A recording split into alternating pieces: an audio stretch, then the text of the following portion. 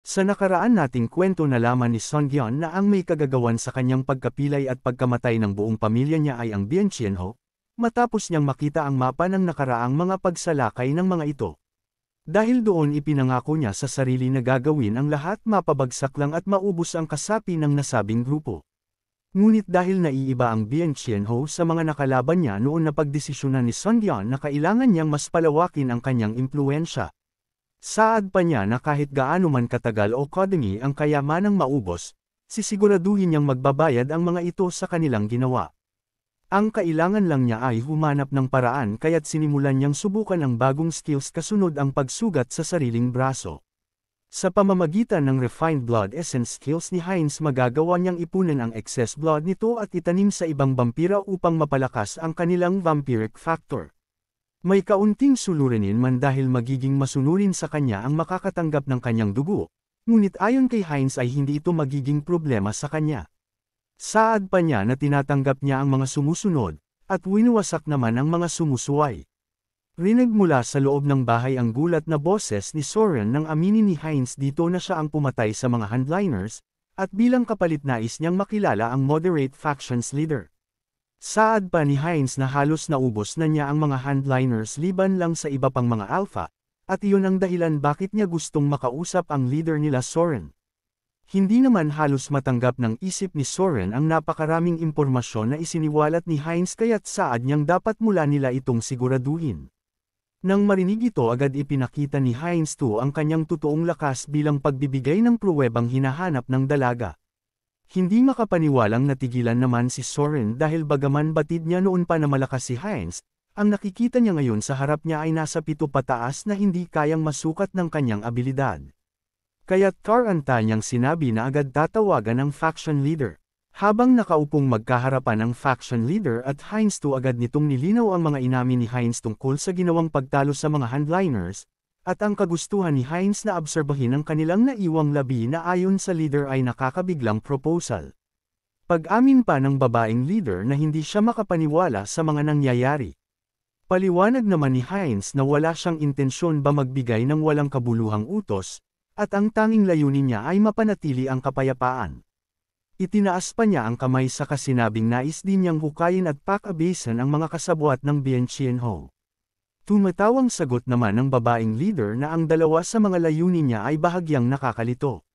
Sagot naman ni Hines na nakadepende ito sa kung paano tingnan ng ihahayag ng leader ang kanyang standard. Inaasahan na ni Hines na mahihirapan siyang kumbansihin ng mga leader at sakaling tumanggi ito mapililitan siyang gumamit na puwersa. Natigil naman ang ginagawang paghahanda ni Hines nang sabihin na leader na tinatanggap niya ang mungkahi, kaya't nakahinga ng maluwag ang ating bida. Nakangiting tanong naman ni Hines kung ano ang dahilan ng mabilis nitong pagpayag. Sagot naman ng leader na ito ay dahil malaki ang pananampalataya niya sa sarili, kaya't handa siyang tulungan si Hines na tuluyang obserbahin ang mga handliners. Itinuro pa nito ang nakatayong si Soren sa tabi ni Hines at sinabing isama nito ang dalaga, na siyang magsisilbing tulay sa pagitan nilang dalawa. Nakangiting saad naman ni Hines na ito rin ang nais niya, ngunit sinasabi sa isip na mukhang hindi angkop si Soren para rito. Mungkahi naman ng babaeng leader na simulan na nilang pag-usapan ang mga detalye, kung paano aabsorbahin ang mga handliners habang ang butler naman ay nagsalin ng dugo sa kanilang glass wine. Nakangiting saad pa ng leader na pag-usapan na din nila ang malapit ng isilang na centrist faction.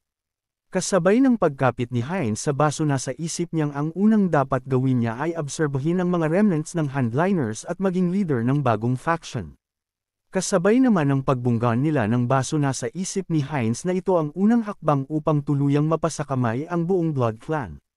Matapos ang usapan utos ni Hines kay Soren na manatili ito sa kanyang pwesto upang hindi masaktan sa kanyang gagawin, habang nakaupo ang kabadong dalaga naghanda naman si Hines upang simulan ang pinaplanong gawin.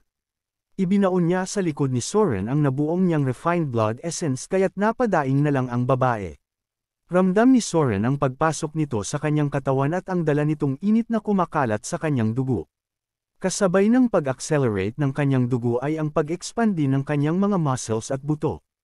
Pakiramdam niya ay isa na siyang bagong nilalang na may ibang katauhan at lakas.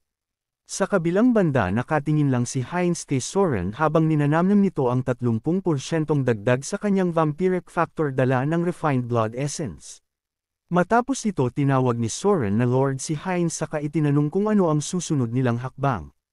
Ayon kay Soren Lord na ang dapat niyang itawag kay Heinz dahil kasalukuyang nakalikha na ito ng panibagong clan, at dahil isang bagong lineage ang nilihan nila sa Earth saad ni Soren na kinakailangan nila ng karapat-dapat na pangalan.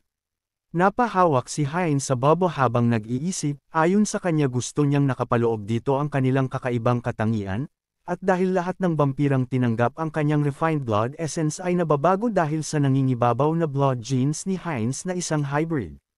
Sinabi niya na simula ngayon ay tatawaging hybrid vigor heterosis ang kanilang blood clan. Nakangiting banta pa ni Heinz sa isip na mag-ante lang ang mga handliners dahil gagawin niya itong malalakas sa sakop ng kanyang blood clan. Sa kabilang banda umiinat namang nasisiyahan si Songyeon habang nakaupo sa harap ng computer matapos maayos ang lahat sa side ni Heinz, ngunit batid niyang hindi sapat ang lahat ng ito upang harapin ang Bienchienho na bagaman naglaho sa Korea ay mukhang isang global organization. Ayon kay Songyeon kailangan niya ng mas matinding preparasyon upang mapaghadaan at kayainang atakehin ito ng isahan oras na magpakita ang mga ito. Ngunit para magawa iyon kinakailangan niyang mas palawakam ang impluensya sa mundo at mag-accumulate ng karma, kagaya na lang ng mga labanan at terorismo.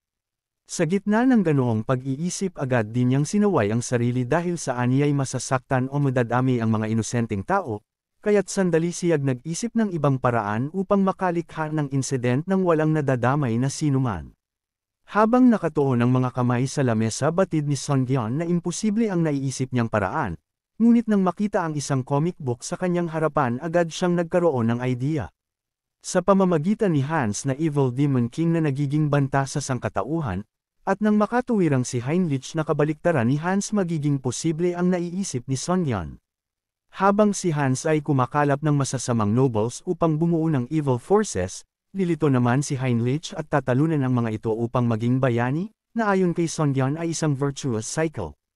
Habang patuloy sa pagbuklat ng hawak na libro nasa isip ni Songyeon na sa pamamagitan ng paraang iyon, magagawa niyang puksin ng mas asama at magkaroon ng karma na animoy pumatay ng 2 ibon gamit ang isang bato.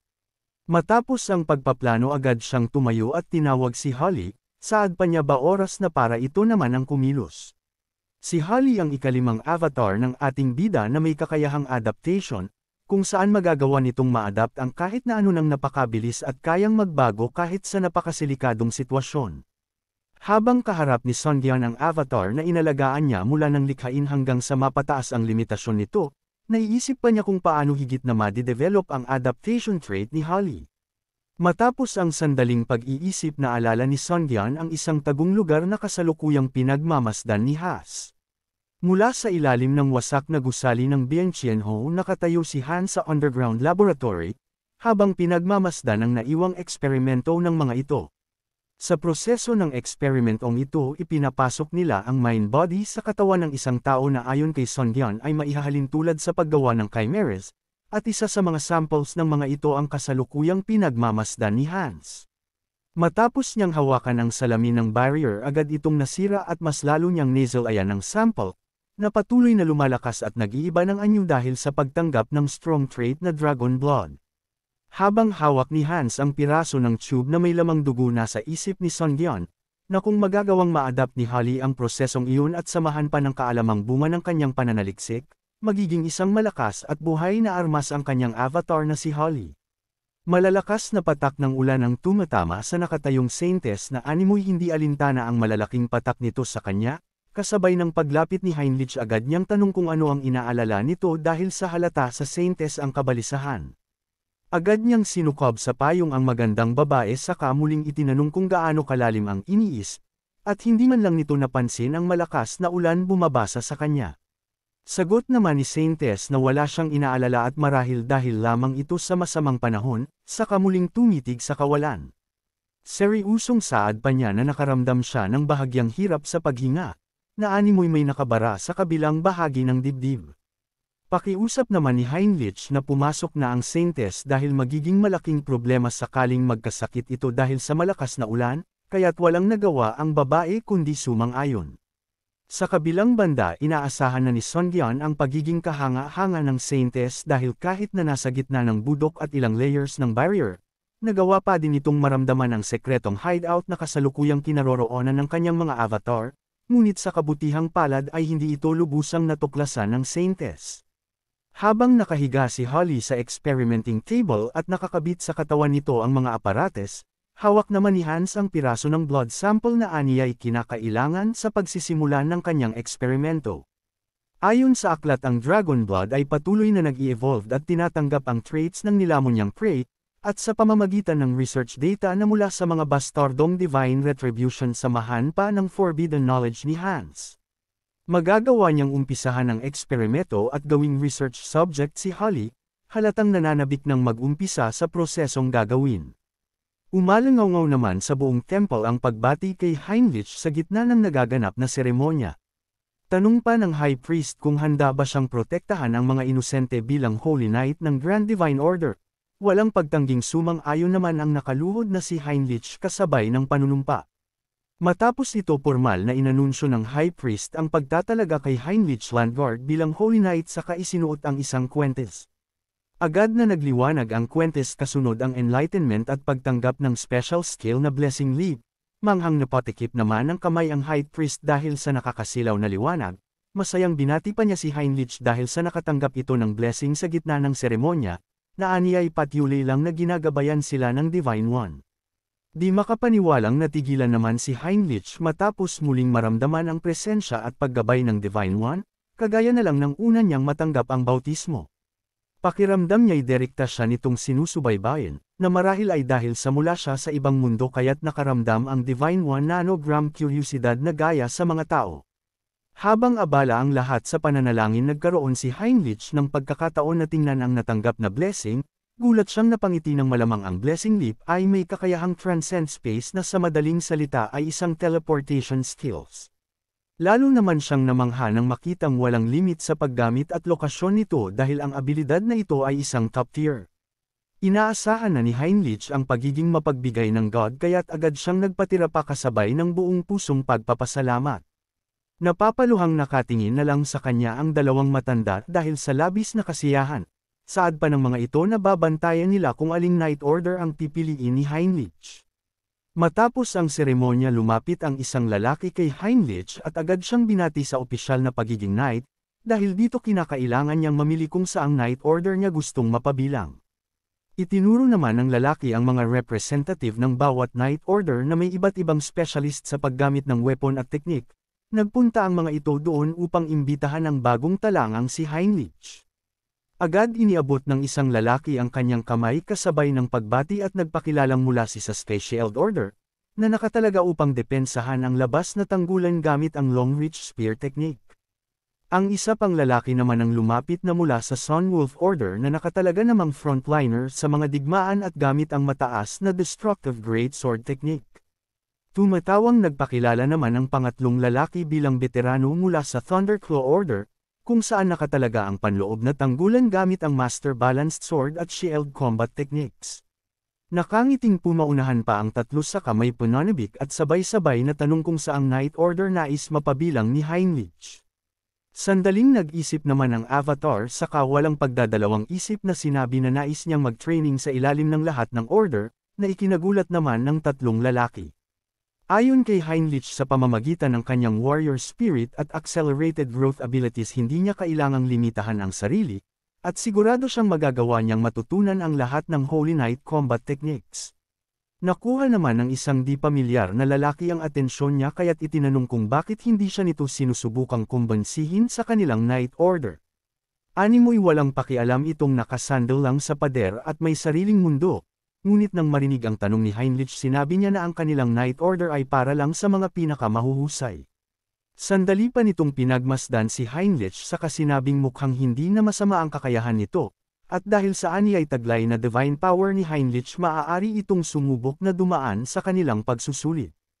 Nang iutos ng lalaki na sundan siya ni Heinrich, nasa isip niya na ang kanyang divine power ay mataas at may kukumpara sa isang high priest, kaya't buong kuryosidad niyang tanong kung ano ang pamantayang kailangan sa Knight Order ng kaharap na lalaki.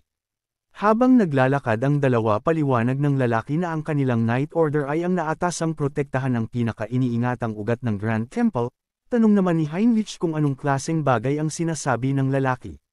Sagot naman ng lalaki na sa kanya ito sasabihin kapag napasa na si Heinrich sa gagawing pagsusulit, saka binuksan ng malaking pintuan. Bumungad sa harap nila ang isang nilalang na nakaupo at nasa itaas nito ang animoy statue ni kamatayan. Nang makita ni Heinrich ang nakaupong nakasuot ng hood at mask, napagtanto niya na ito ay ang Inquisitor of Hersey kaya't bahagya siyang nakaramdam ng kaba. Saad ng lalaki kay Heinrich na ang kailangan lang niyang gawin ay basahin ang nakasulat sa lamesa ng malinaw, upang kahit ang Divine One ay magawa siyang marinig. Pinagpawisan naman ng malamig ang Avatar dahil mukha itong paraan upang mahuli ang espiya, na di makakabuti dahil maaaring maisiwalat ang totoo niyang katauhan. Sinabi pa ng lalaki na isa lang itong hakbang na dapat gawin, tanong pa niya kung may dahilan ba upang hindi ito magawa ni Heinrich. Napamura na lang sa isip ang Avatar ngunit kahit na nag-aalangan buong kumpiyansa niyang binasa ang nakasulat ng malinaw at maayos. Habang nasa gitna ng pagbabasa umilo ang mata ng estatwa kasabay ang pag-ilaw ng dila ni Heinrich at pag-iiwan dito ng isang tatak. Natigilan si Heinrich sa pagbabasa at napatikip ng bibig ng animoy na aso ang kanyang dila, sinabi naman ng nakamast na nilalang na maaari na siyang makapasok. Habang naglalakad pababa ng hagdan inis na tanong niya sa lalaki kung ang ginawa ba sa kanya ay prohibition na magsiwalat ng mga sekreto. Walang emosyong sagot naman ng lalaki na hindi ito prohibition kundi isang blessing.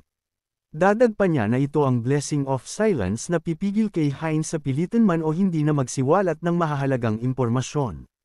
Matapos ito dito na nagsimulang ipaliwanag ng lalaki na sila ang Radiant Shield Order at ang kanilang misyon ay protektahan ang underground ng Grand Temple sa pamamagitan ng kanilang buhay. Naghanda ang bantay sa pinto ng isang silid upang buksan ito saad pa ng lalaki na ang nasa loob nito ay ang bagay na dapat tandaan ni Heinrich, dahil yun na rin ang una at huling beses niya itong makikita sa personal. Habang unti-unting bumubukas ang pinto hindi lubos maisip ni Heinrich na may nakatagong sekreto ang Grand Temple, na marahil dahilan kung bakit mahigpit ang pagbabantay sa buong lugar. Manghanga na panganga na lang si Heinrich ang makita ang rason kung bakit puno ng seguridad ang lugar, prohibition at mga blessing, sa wakas ay napagtanto na niya na dahil sa pinakailalim ng Grand Temple na nanahan ang pinakahuling fragment ng Immortal King.